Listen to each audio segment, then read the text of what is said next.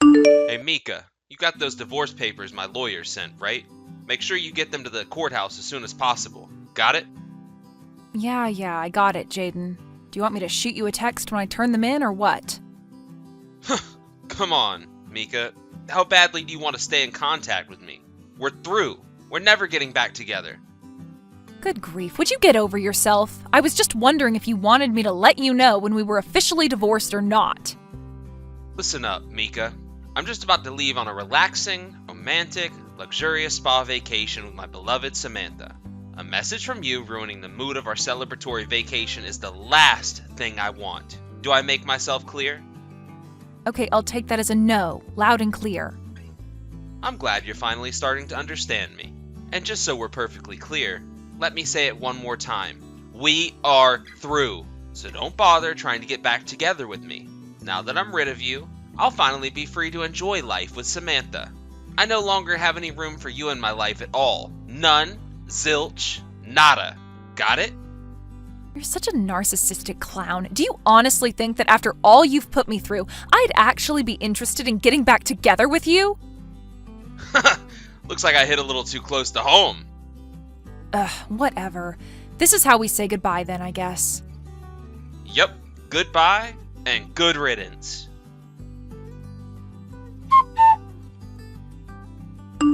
Hey, Mika, are you there? Where are you right now?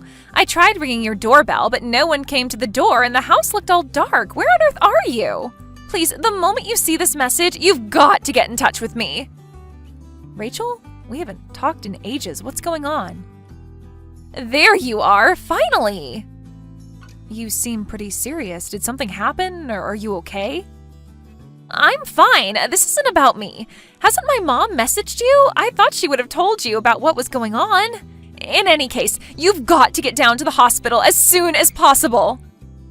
Oh, I'm sorry, Rachel. The truth is that I blocked your mom a while ago. You what? Why would you do that? I guess that's besides the point now. So, you haven't heard about my brother? Well, no, I haven't spoken to Jaden since 2 days ago. He was in a car crash, and he's in the hospital right now. A car crash? You need to get down to the Central City Hospital as soon as possible. There's a lot we'll need to talk about moving into the future, so I thought it would be best for the whole family to gather together in person. Hold on, Rachel, calm down for a second. How can you be calm when your husband is in the hospital? My husband? Wait a second. Rachel, didn't you hear about what happened between us? No, what? Jaden and I are divorced, Rachel. What? You are? Yeah, it was finalized 2 days ago. This is the first I've ever heard of this. Oh my goodness. I see. I'm sorry you had to find out like this. I guess that would explain why you haven't been contacting Jaden and haven't come down to the hospital yet. I guess. Wow, this day just keeps getting crazier. I'm sorry, Mika.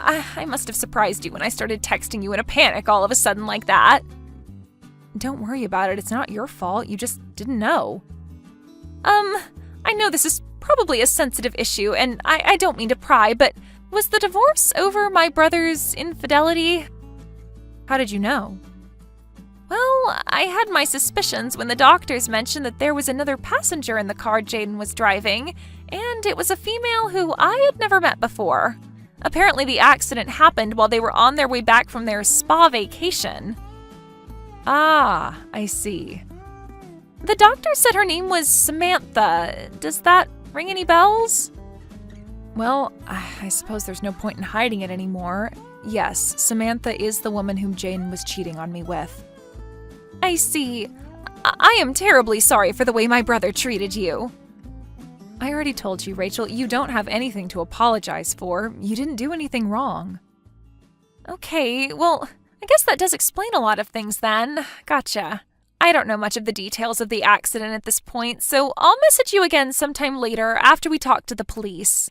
For now, I can tell you that the doctors say that his injuries aren't life-threatening. I don't know exactly how things are going to go from here on out, but there might be some times when I need to get a hold of you. Is that okay?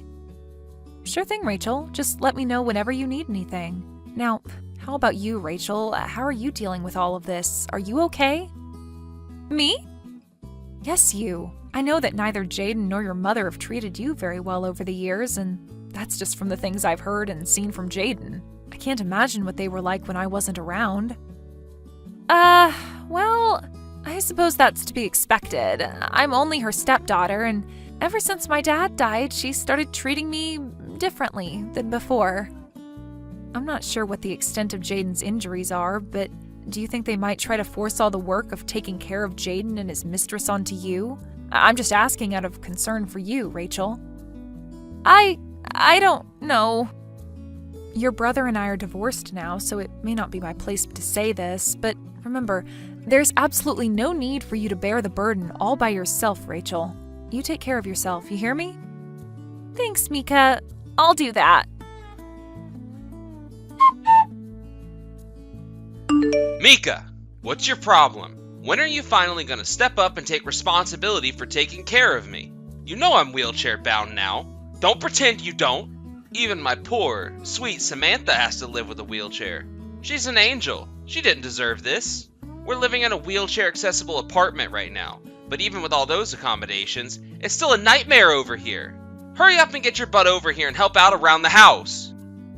Jaden, you are the last person I wanted to hear from today. We've been divorced for a few months now. What do you want from me? Don't act dumb. I want you to take responsibility. You need to come over to our apartment every day and help us out. Why? You know why. We're stuck in wheelchairs for the rest of our lives. And just what have you been up to lately while shirking off your responsibilities to me, huh? Have you been having fun? Walking around? Going places? No, I mean, why am I the one who has to take care of you? We're divorced. Excuse me? You're my wife. Obviously you have to take care of me. Do I need to teach you what the word divorced means? At our wedding, you vowed to take care of me. Till death do us part. Did you get a brain injury in that crash? In sickness and in health, Mika.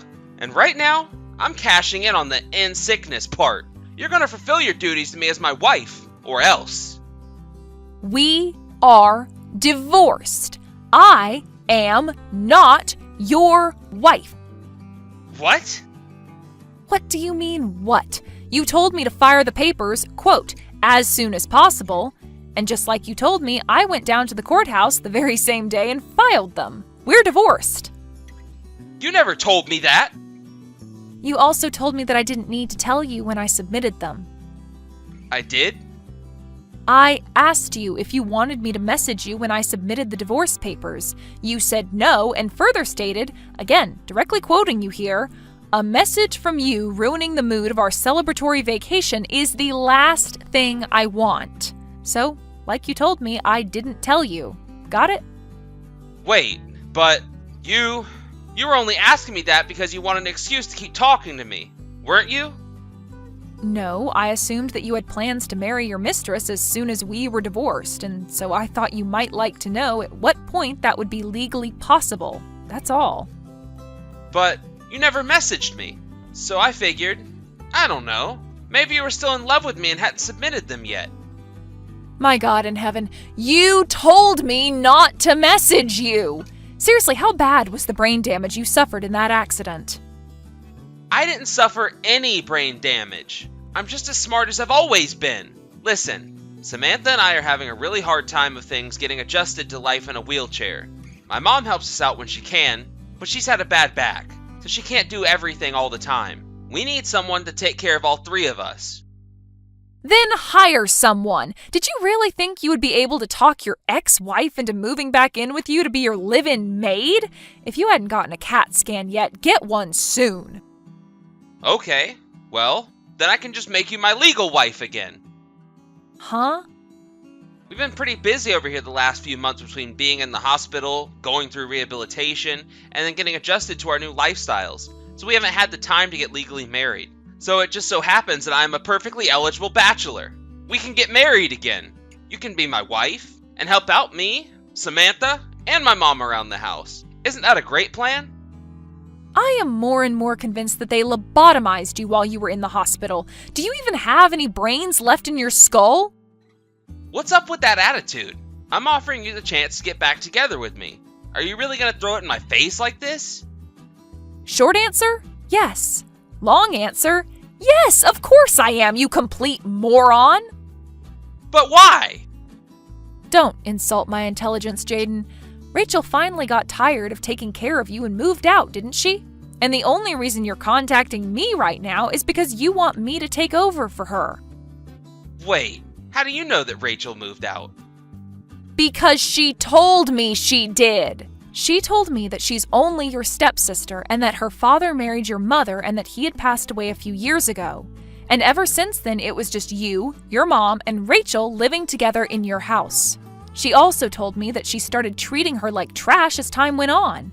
I guess the two of you thought that since Rachel wasn't a blood relative, that you could force her to do all the cooking and cleaning while you just laze around the house. Yeah? And so what if we did? She's supposed to take care of her family. Rachel learned something very important recently. When your mother married her father, she never legally adopted her as her daughter. Once again, so what? She's still my stepsister and my mom's stepdaughter. Stepchildren aren't like biological children, especially when they're adults like Rachel. When you marry someone with children, they don't automatically become your legal children. There is a process to legally adopt the children of your spouse, but again, your mother never did it. So there is no bond, legal or biological, binding Rachel to you and your mom. Uh-oh. Looks like you're starting to see where I'm going with this. I guess the doctors must have left a few pieces of your brain behind after all. So, you're saying... Don't hurt yourself by thinking too hard. I'll spell it out for you. The moment Rachel's father died, the only reason she had to stick around you two went away. So no, Rachel has no responsibility to take care of you or your mother. I'm very sorry to say this, but you won't be able to rely on either the sister you mistreated nor the wife you cheated on to take care of you. Tough luck. And to be really honest, expecting me or her to care for you is an unprecedented low, even for you. Hey, you're probably aware of this, but Samantha kinda got cut off by her parents, so she doesn't have anywhere else to go. Oh no, she got cut off by her parents after they found out she got in an accident riding with the married man she was sleeping with. This might be a little harsh, but right now, the two of you are getting exactly what you deserve. Please, Mika, you've got to come back to me. We really need some help around here. Then go and hire someone to do it for you. We can't hire somebody to help us without any money. Both Samantha and I had to quit our jobs after the accident, so we've got almost no income. Not my problem. How can you be so cold to me, after all we've been through together? Ah, yes, we have most certainly been through a lot together, haven't we? I remember it all so clearly, from our first date to your proposal, to our wedding and honeymoon, and then finally the day I found out you were sleeping with another woman. And if this had happened before that last one, I probably would have stuck with you, for better or for worse. But I would sooner die than spend the remaining years of my life nursing the cheating scoundrel who betrayed me. All right, fine, whatever. You won't help us. Then can you at least tell me where Rachel went so I can contact her? You said you had been talking to her, right? Just her phone number would be okay. Please? She's my last hope. Not a chance. Why not? Think about it. Rachel is, for the first time in years, finally free of the curse you and your mother had brought upon her. She is taking her first steps as a free woman. And as she's enjoying her newfound freedom, do you think she'd appreciate being bombarded from texts, begging for help from the stepbrother who directly contributed to her years of torment? So no, I would never tell you Rachel's location or phone number, not even if you were lying on your deathbed. Then who's gonna take care of us? If you won't, and Rachel won't, then who? Don't know, don't care. Come on! Goodbye. Forever. Jaden didn't know when to give up, so I blocked his number after that. And just to be safe, I went out and got a new phone number the next day. Since I also moved apartments since then, I think it's safe to say I don't need to worry about the three of them bothering me anymore. I'll also still keep in touch with Rachel. She gets updates on what Jaden is up to through a friend of hers. Apparently, after getting married to Samantha, an acquaintance of theirs was decent enough to hire them on as disabled hires in the same company they used to work at. So it seems that they should be able to make ends meet, if only barely. However, their personalities always were, well, atrocious. And once word got around about the circumstances behind them ending up in a wheelchair, everyone's opinions of them managed to get even worse than they already were. Despite the cold treatment by their old colleagues, they need their jobs so desperately that they can't quit. So, they have no choice but to bear with the constant jeers and scorn they face every single day they show up at the office.